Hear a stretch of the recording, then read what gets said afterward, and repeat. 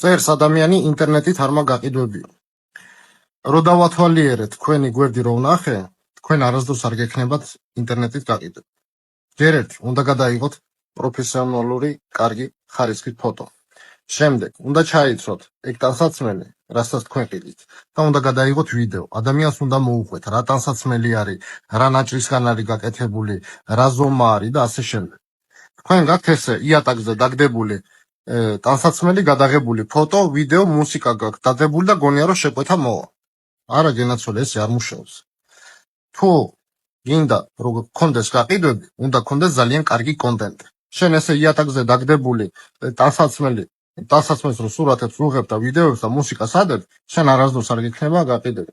ყვილა გაქვთ თოპში ჩადებული ესე და გასროლილი გაქვთ ეგ ფული. მიხდი რას გეუბნები?